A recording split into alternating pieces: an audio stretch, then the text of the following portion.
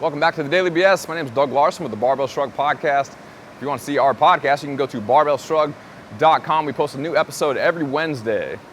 Today's Daily BS question is about programming for taller athletes. So I'm going to make an assumption and suggest that if you're a taller athlete, then you're built with longer limbs for the most part. So tall athletes tend to have very long legs, very long arms, and occasionally short torsos to go along with it. And for those type of athletes, long legs, long arms, short torso, those people tend to need more mobility than people that have the opposite structure for things like squatting and doing the Olympic lifts. So if you have very short legs, long torso, and short arms, then you don't have to go through the same range of motion that someone that has the opposite body type does. As an example, if you look at me from the side, and say right now we're just looking at the angle of my ankle. If I squat all the way down, for me to get all the way down, I have a little bit of a forward shin angle. Someone that has really good weightlifting leverage, very long torso, very short legs, they might be like this. They might have thigh parallel and almost a vertical shin. Because some of the best weightlifters in the world, when they're in an overhead squat and they come up, they almost go to a negative shin angle, which would never happen to someone like me, okay? Because I have a shorter torso and longer limbs. For guys that are much taller, guys that are like into the 6'6" range, you're going to have even more trouble with these type of positions. So as a taller athlete, you're going to need even more range of motion at the ankles, hips, thoracic spine into extension, and shoulder flexion overhead. Okay? So as an example there, as an example with shoulder flexion, if I'm one of those prototype weightlifters and I have a long torso and short limbs and I'm shorter, then I might have that vertical shin. Pretend I'm in a full squat and this leg is down. Okay, my legs might look like this. My torso is very long, say it's longer, and then I'm at the bottom with a vertical shin and I have an upright torso, so my shoulders are only overhead. If I have a shorter torso and longer limbs, then my knee is going to be more forward. I'm going to be bending forward more, and now instead of my arm being overhead, my torso is angled forward, and I need even more range of motion at my shoulder. You see people that have really poor ankle mobility that can't push their knees forward at all. It pushes their butt back, they bend over, and then they end up like this.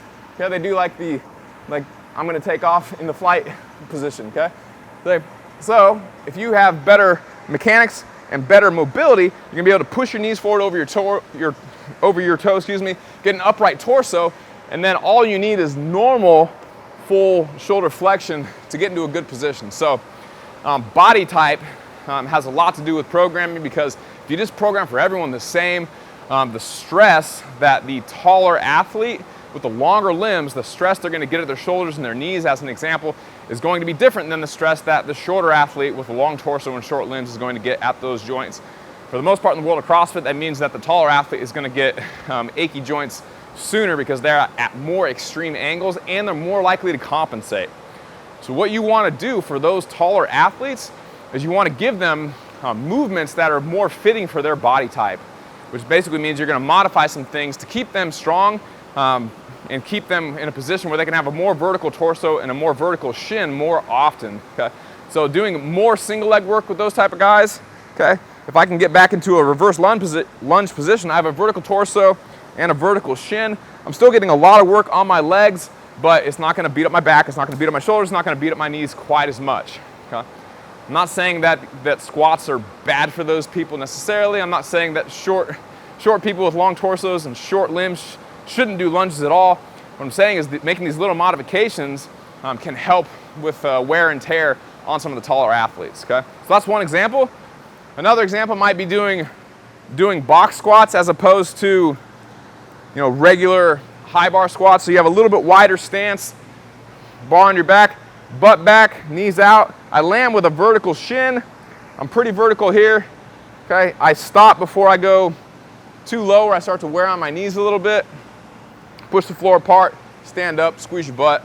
Again, that's another option. And again, I'm not saying you should only do box squats and never front squat, back squat, or overhead squat ever again. We're talking about little changes you can make for an athlete with that body type that will save their joints over time. So these are things that you can cycle onto, especially in the off season, that will also make you strong but will keep the wear and tear on your joints as low as possible. Okay? So those are two great examples. Other examples might be things like good mornings. I have a vertical shin, a short torso. I can bend at the hip with a bar on my back, get a big stretch in my hamstrings. I'm not beating up my knees. My low back is taking a stress, but my short torso makes it where my low back isn't quite as beat up as it would be if I was a person with a longer torso. So again, another example, none of it's infallible. These are just other ideas that you can use throughout your year-long training program, especially when you are far out from competition. Leading up to competition, you obviously want to make things as sport-specific as possible. Okay? To bring that full circle, to do those sport-specific CrossFit-type movements, as a person that's taller with longer limbs and a short torso, you need more mobility. So mobility training for you is going to be more intense than someone who has the opposite body structure. You're going to have to get into lower positions. You're going to have to bend your joints even further to get into the same positions. So you need more mobility. So that's going to be something that you're going to have to prioritize over someone who has the other body type that I mentioned. So I could go on for days about that type of stuff. If you have more questions about that, you can always go to barbellshrugged.com, click the Ask a Question tab at the top of the page, and we can do a daily BS or a technique WOD on it in the future.